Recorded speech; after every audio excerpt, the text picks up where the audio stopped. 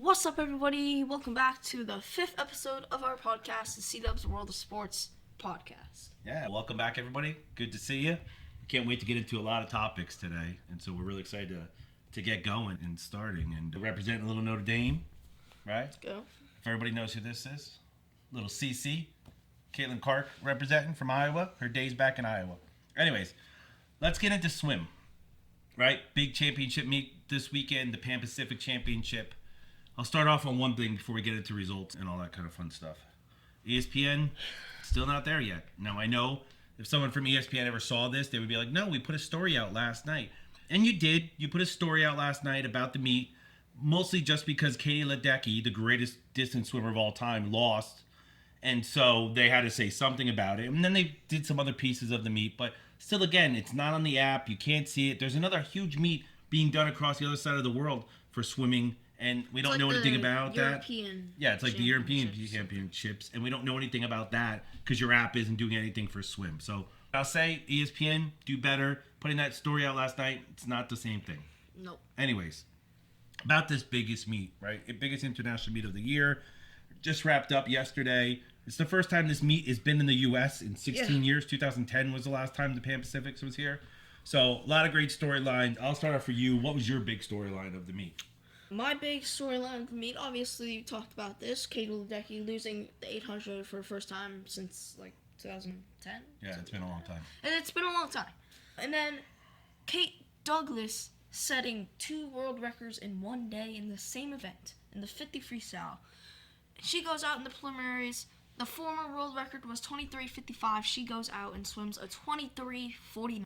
And then in the finals, her and Gretchen Walsh right next to each other, lanes 4 and 5. About 35 meters, they were head to head.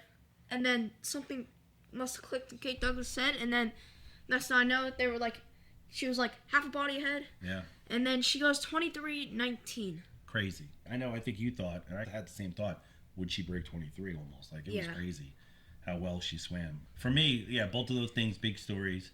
Katie, again, I don't want to take anything away from Katie. She's been the greatest long-distance swimmer, not in the U.S., all time, right? And listen, time sometimes catches up with us. It happens, right? But obviously, she still has it in the 1500. Listen, that's funny because my biggest highlight is Lenny Pallister from Australia, right? Yeah. She was right there with Katie. Now, she didn't beat her, and she still beat her by 2 or 3 seconds, Katie did. But usually you don't see anybody that close to Katie in the 1500, and she was right there. And then last night, she beats her. She goes wire to wire, beats her in the 800. Crazy.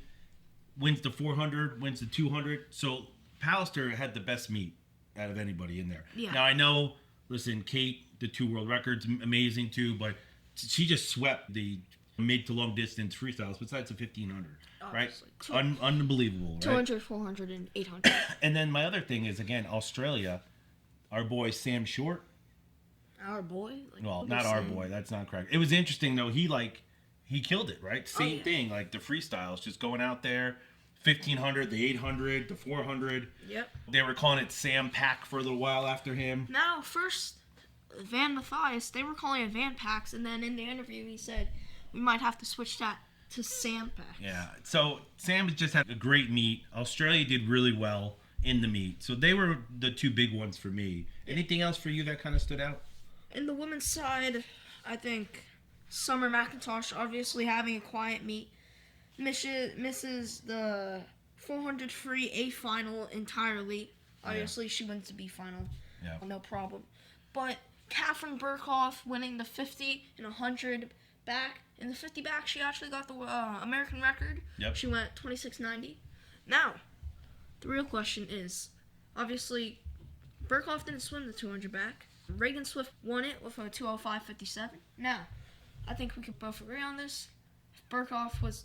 No, I don't know. Okay, and then I'm going to say this. Burkhoff was in the 200 back. You think she sweeps it? Reagan wasn't beating her, yeah. You don't think Reagan beats her? I don't know. Listen, Reagan had a tough meet. It's a lot like Summer. Summer didn't have a bad meet. For her standards, it was bad, right? She won the 200 IM or the 4? No, the 2 IM. She ended up winning that thing, right? So. Yeah. So it wasn't like a terrible meet, but for her standards, it was. And I would say it's the same for Reagan. Reagan came in second in the 50 and the 100. She won the 200. You said maybe she doesn't win the 2 back if she's there, but Katie coming in second in that 50 back and 100 back. I don't know. But for me, women, all right, fine. Here's my 2 things I have to say about the men's side, and then we'll move on. Jack Alexi, he's the man. Goes out there, wins that 100 free with the 47. He did a lot on the relays and stuff too, so just great, right? And you already talked about it. Our boy Van winning the 100 breast with the mustache. If I could grow a mustache, I might do it to represent with him. But he wins it again. Great swim for him. The thing that really concerns me for USA Swimming going forward is the men's mid to long distance. Again, Bobby Fink, he didn't have a great meet. He's regressing. Who knows what will happen with him? But Sam Short's the real deal in that world, and I don't think we have anybody to really back it up yet. Not saying we won't in 2 years when we get to LA, but anyways, that's it for swimming. Now, I do have a couple things to say. First of all, I need to correct us on something. Okay. Summer McIntosh did lose the 200 IM by 200ths of a second. She did win the 4 IM. 4 IM. Okay, gotcha. I knew she won one of them. Yeah. But what else? You have something else about swimming? Yes, actually, I do. First of all, obviously, we know this is a major meet. Now, people who aren't swimmers, they wouldn't understand this or aren't backstrokers. I'm a backstroker. Backstroke. Swimming outside backstroke is hell. You're swerving all over the lane, which obviously takes so much time because you're swimming. So, say you're swimming a 50-meter back, and you're swerving all over the lane. That could turn into a 60-meter back. Yeah, I mean, you'd have to be swerving quite a bit, but... And... Understand why. Tell people, because you lose your sense of where you are, right? Like, in an indoor pool, you have the ceiling. Yeah. But now, in the outdoor pool, all you have is the lane lines, and if you get too close, you're hitting it, and that could cost you half a second, maybe. Correct, easily, right? So, yeah. I think there were some of the guys who said, why the hell are we doing such a big meet outside? Yeah. There's plenty of places in the U.S. we could have had this. They could have had it in Indianapolis where they did the Olympic trials and stuff. So I agree with you. And it's not just, like, you heard it on the meet they were talking about it. You said to me, you're like, that's absolutely true. Why are they doing it outside? So. And then last thing is in the finals. So say this happened in the 50 meter free for the women's. And it was Tori Huss, Gretchen Walsh, Kate Douglas, and Simone. Now, Kate Douglas and Gretchen Walsh made the final, as we talked about. Day final, yep. But Simone Manuel and Kate Douglas got pushed into the B final. No, not Kate Douglas. Samantha and... Tori Huss. Tori Huss, okay. Got pushed into the B final. Now, they were like 4th and 5th or 6th ranked. Yep. And it's top 8, so you're wondering why. Why aren't they there? Yeah. It's because only 2 people from each country can be in an A final. So, obviously, Gretchen and Kate Douglas had the top times, so that pushed Tori Husk and Simone Manuel out of the A final into B final. Obviously, they went 1-2 in the B final. Yeah. But somewhat unfair. I think Rowdy said it on the telecast. Yeah. It's maybe fair for the other countries, which maybe it isn't, but it's definitely unfair for the U.S. when we have that kind of top-level swimming. So it's unfortunate. That doesn't happen in every meet, but it did for this Pan Pacific Championship piece. But anyways, all right. Let's get into the next piece, Major League Baseball. Yep. We're past the trade deadline. We're past All-Star break, right? We're really getting down to these last couple of, call it 50 games or so in the league, maybe, around 50 or so. And for me, the biggest surprise of the year, I think, for me, is probably 2 points, right? It's Milwaukee. Not that I didn't expect them to be good. I didn't expect them to have the best record in Major League right now. They're really on fire. I know they're in a series against the Dodgers right now. I know they won last night. So, listen, lots going on there, but it's surprising that they're that good. On the opposite side, I'm kind of surprised that the Dodgers have taken such a kind of dive in the last few weeks. Yeah, and you call it a dive. Obviously, it was 74 and 50, but being back-to-back World Series champions, highest payroll. Correct. And third in the National League and fourth overall. Third in the National League, right? Yeah, that's what I said. And no fourth overall. Just third in the National League, right? And so you would expect they'd be the number 1 team in the National League, right? Yeah. Like you would think with the payroll and all that. So that was surprising me. What about you? What surprises you so far during Major League? The American League, obviously, is supposed to be strong. They've had a weak year. Yeah. Only good team, like great team, World Series champion caliber is Tampa Bay Rays with a record of 74 and 48, I think. Yeah, they're having a great year. Yeah. So they're having a great year. And then Boston Red Sox turn around. Obviously, they start out the year slow. And then, obviously... They're like second in wild card, I think, now, right? Yeah. Yeah, they're second in wild card, right behind the Yankees, I think. Yeah. So they flipped in a big way in the middle of the year. So that was, Yeah. I think that's 2 good points. I'd say the other thing that's kind of cool to me, and it just happened last night, the gentleman, Joshua Baez from the Cardinals, Baez, hitting 3 home runs on 3 of his first pitches last night in the majors. Yeah. Like, that's amazing. My last thing I'll say about Major League, because this is just my luck how this stuff happens. So a couple of weeks ago on the podcast, I was complaining about the Mets. It might have been on the first or second. I was complaining about them, and I said, forget them. They're gonna lose 100 games. You said they were on pace to lose 95, but I think they're going to lose over 100. Correct. Since then, they're like 10-5 and have one of the best records in it. I don't think it means anything. They're not playing great teams or anything, and they're still going to be bad. But they heard what I said, I think, and now they've been 10-5 in the last 3 weeks. So who knows? But anyways, okay. Next topic. Let's talk a little preseason football. Week 1 happened. Yes, indeed.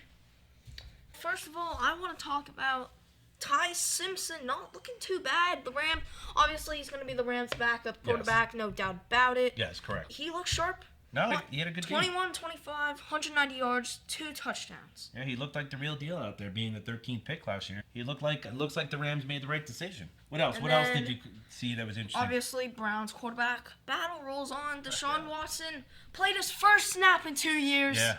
He goes 11, 15, 126 yards. He looked comfortable in Todd Monken's offense. Sanders had the throw of the day, only a 35-yard completion, but he didn't have a great game. Also a rough interception. Yeah, he didn't have a great game. For me, I think the thing's kind of staying on the quarterback page. And this wasn't because he was going to start, but the Colts, right? Anthony Richardson, right? Yeah. Again, he wasn't going to start.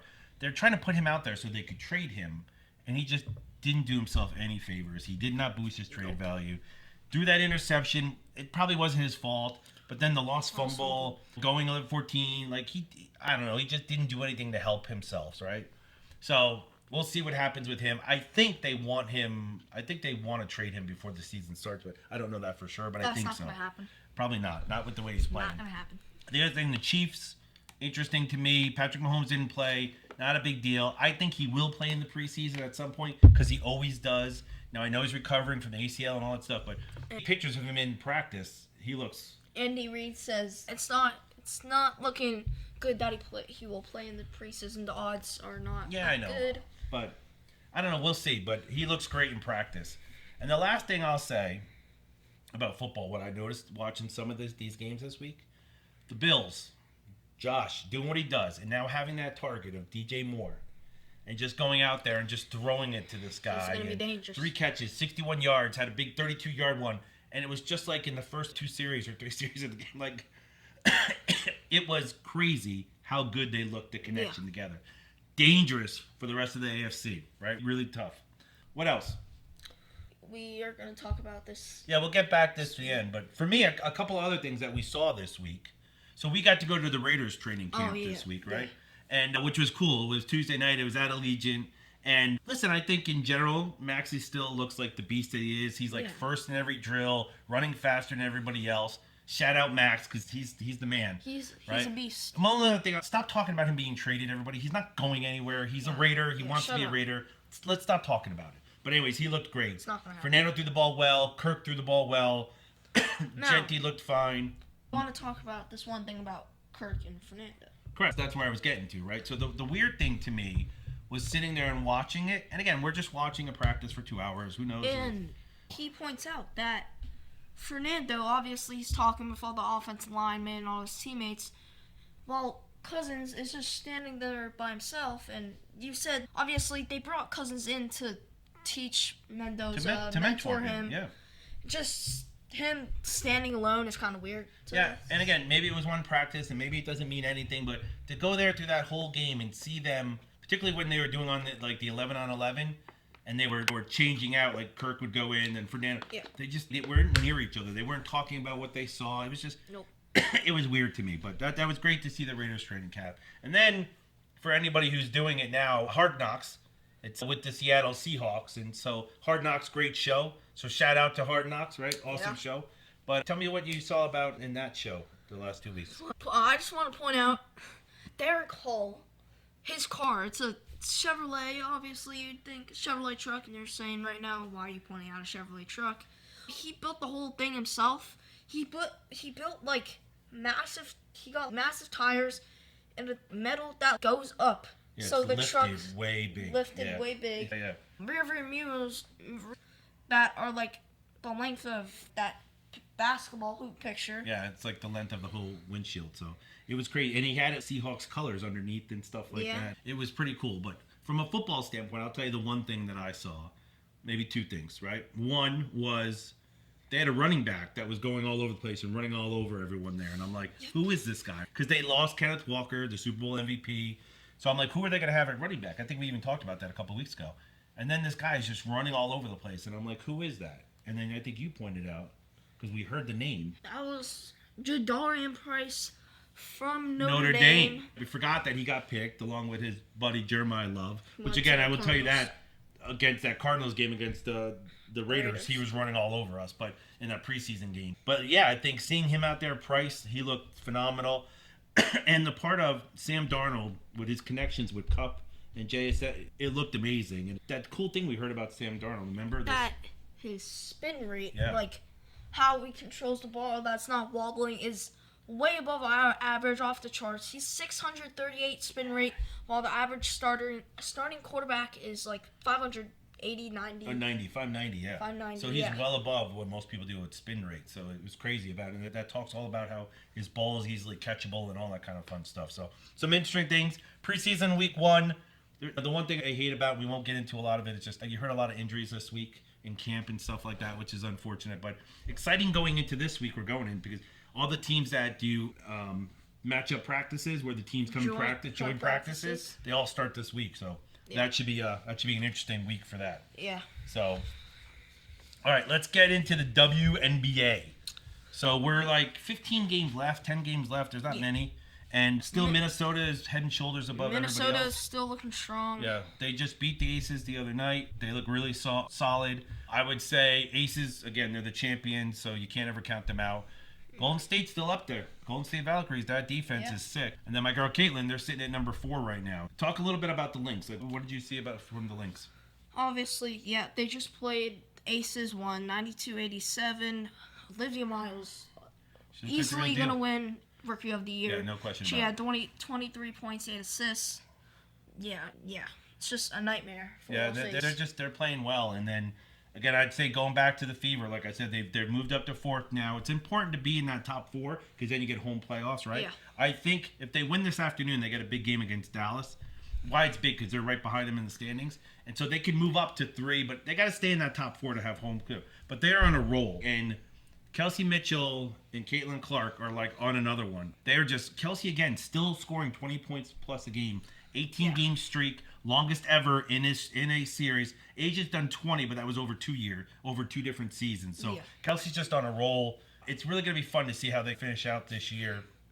And if they can keep up this pace, Indiana, with all the scoring they're doing. And also, Caitlin Clark, 1st in assists and 3rd in scoring, first time done in WNBA. Yeah, if it stays that way, right now she's 3rd in scoring and number 1 in assists. That'd be the first time ever, which is amazing. Yeah. And then the last thing, like the big story that's going on still, all this fallout from what happened with Cunningham and Carrington and how Stephanie White is in the middle. It's all stupid stuff that we just need to move on and focus on the basketball part of things now, right? Yeah. So anyways, that's it for the WNBA.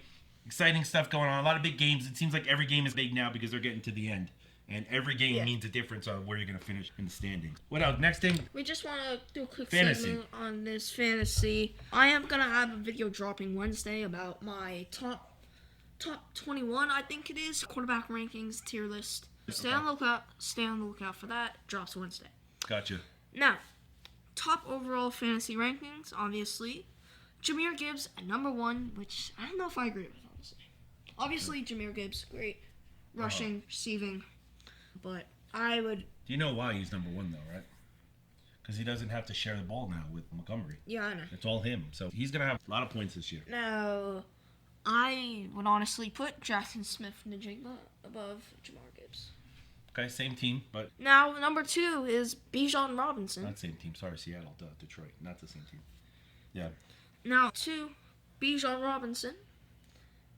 It's Bijan. Falcons have nobody. They're gonna be in there. It's gonna be tough. He'll have good. I mean, points, Drake but- London, Kyle Pitts, obviously, I but know, but they don't have a quarterback, yeah, I know. so that's gonna be tough, right? Well, they have Tua. Yeah, they don't have a quarterback. Anyways, talk to me. Anybody sleeper pick for you? Sleeper pick, Devontae Smith. Okay, that's a good one. Guess why? It's mostly the same reason Premier Gibbs. No, I don't know. I would say Devontae because A.J. Brown's gone, so he's going to get a lot more of the touches. Oh, again, you're saying same thing like Montgomery going. Yeah, no, I agree. He's going to get a lot of touches. Obviously, He's still. going to get a lot of touches. I forget what their tight end name is right now, Philadelphia, but. But anyway, so I think that's a great pick, Devontae Smith. Yeah. For me, the last thing I'll say about fantasy, because I know you're going to have the thing that drops on Wednesday. Yeah. Interesting, the stories from Adam Schefter recently about how Puka and Josh Jacobs, they're definitely going to be suspended. We don't know for how long. Because of off-field stuff. Illegal charges. Yeah, off-field stuff, right? And so the interesting thing, what will happen is, what do people do with those people in their picks, right? Do they go mid-round? Do they still get taken in the first couple of rounds? But we don't have any idea how long, right? It could be 2 weeks, it could be 6 weeks. We don't know. But they're going to be suspended. I would say, if Puka's open in the 5th round, I'm taking him. Yeah, you're taking a risk, but yeah.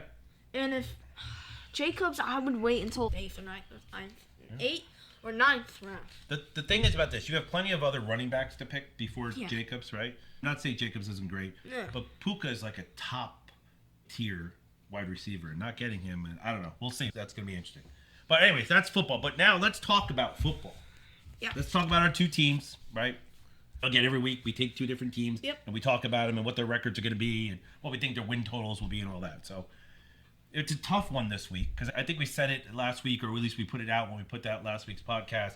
We're going to talk about the two New Jersey teams, right? And that's a joke, but it's kind of serious because the New York Giants and New York Jets, both called New York teams, but they play at MetLife Stadium in New Jersey, right? So anyway, so we say the New Jersey teams, but this is a tough one to talk about, right? And I'll tell you why. So I'm going to talk about the Jets. You're going to talk about the Giants. Yep. So the Jets, for me, talking about them, there's a lot of risk in it, right? His grandfather, my father-in-law, diehard Jets fans. Yep. All his brothers, Uncle Russell, like nut Jets fan, right? Yep. So whether I say good or bad things about it, if I say good things, I'm probably lying to them, and who knows, but I feel bad things, it might make it tough on the holiday times for me. You know what I'm saying? And so for the Giants, you struggle through that same thing, right? Yep. My Uncle Joe, his brother, older brother, so he might beat you up. I doubt that, but okay, yeah. He'll be disappointed. Our friend Pete. Pete, yeah, he's a diehard Giants fan. And my mom. And yeah, my wife, your mother, yeah. So we got to see how it goes. But anyways, let's get into it, right? So I'm doing the Jets. Yep. So the Jets last year ended at 3-14. I think the most crazy stat for them, they didn't have an interception all year last year. That is nuts. That is really crazy, right? Aaron Glenn coming back from his second year, good defensive coach. So I know I expect the defense to be okay.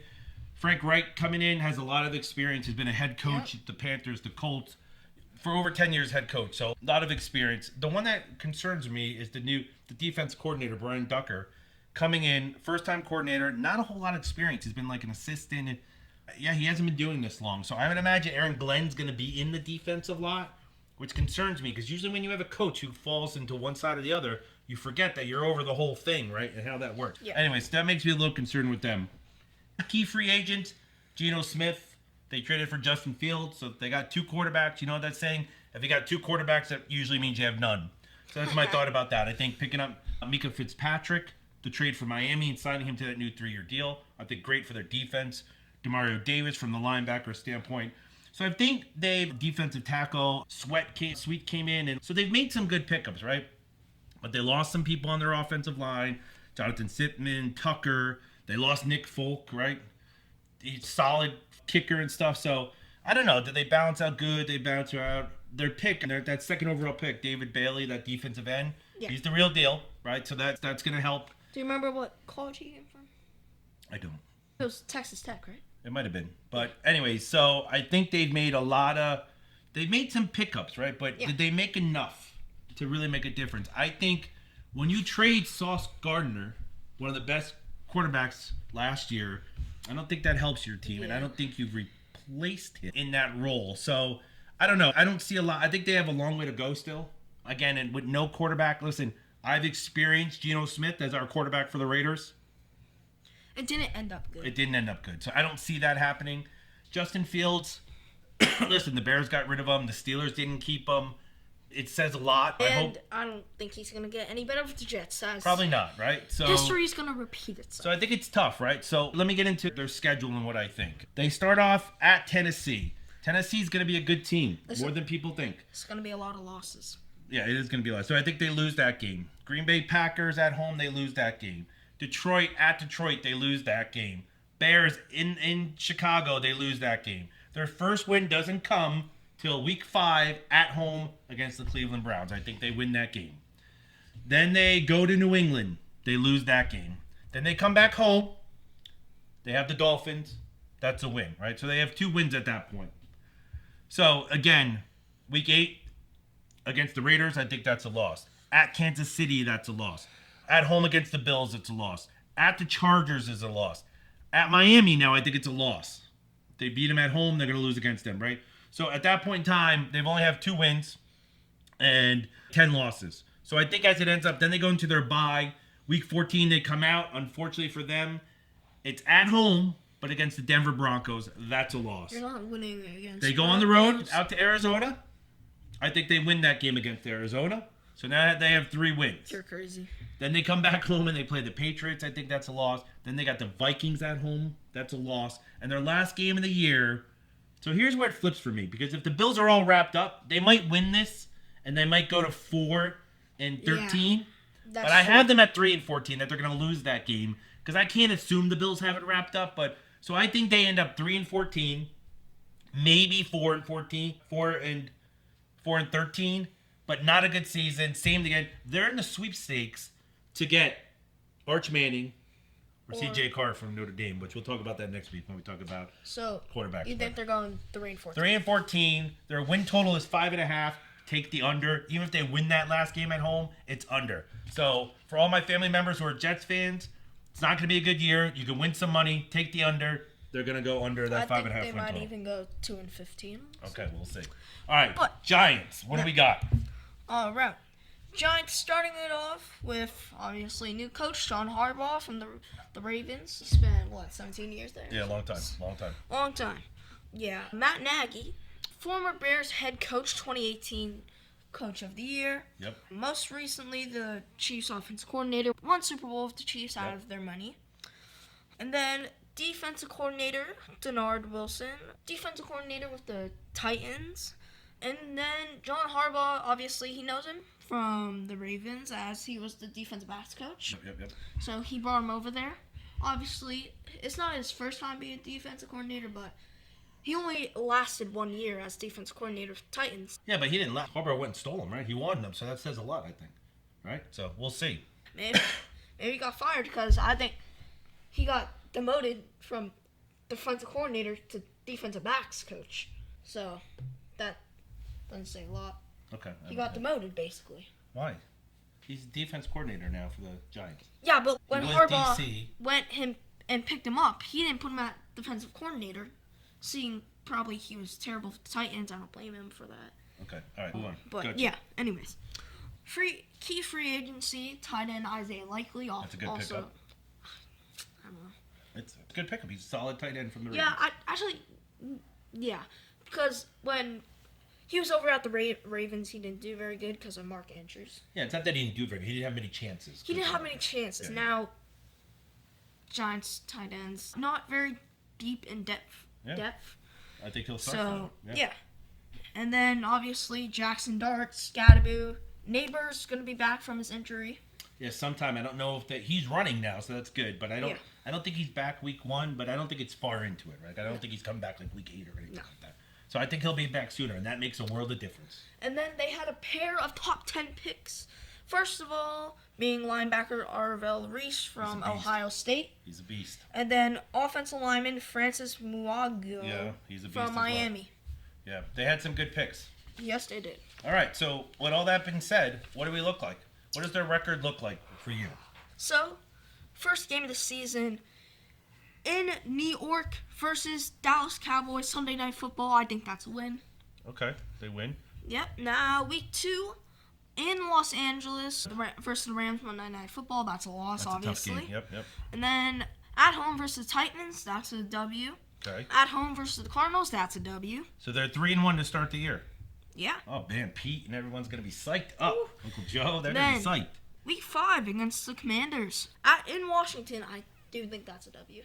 You think that's a W too in Yep. Washington? Yep. Wow. And then- 4-1. Let me finish. They're starting off 4-1. Yeah. They're probably winning. They're probably leading the NFC East at that point. Ooh, go ahead.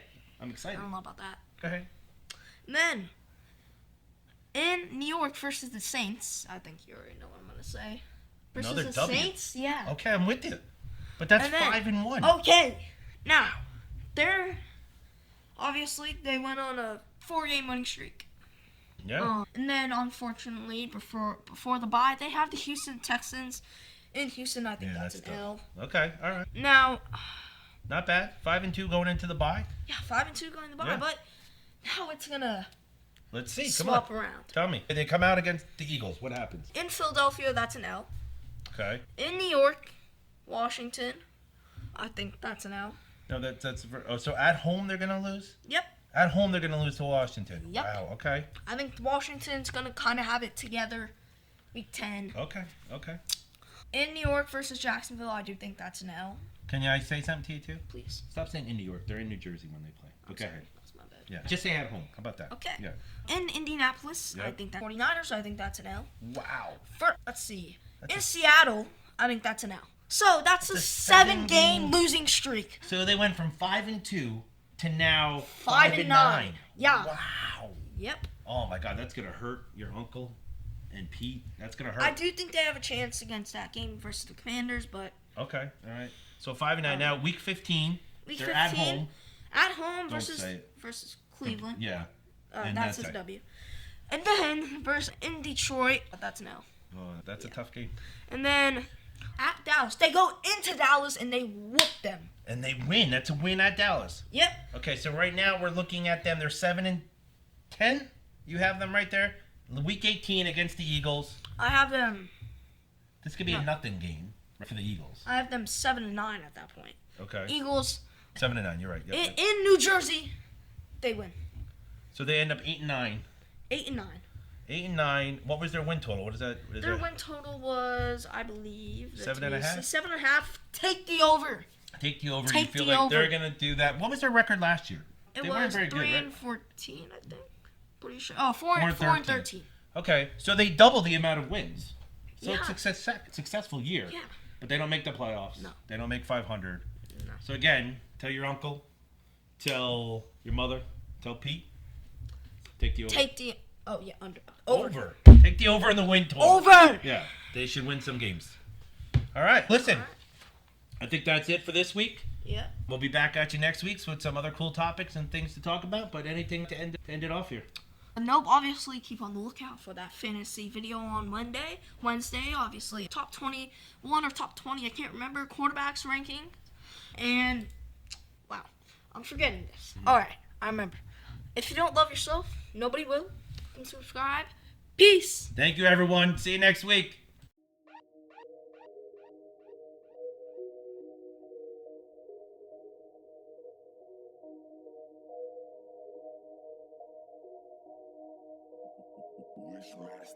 Hold up, little buddy, what is you doing?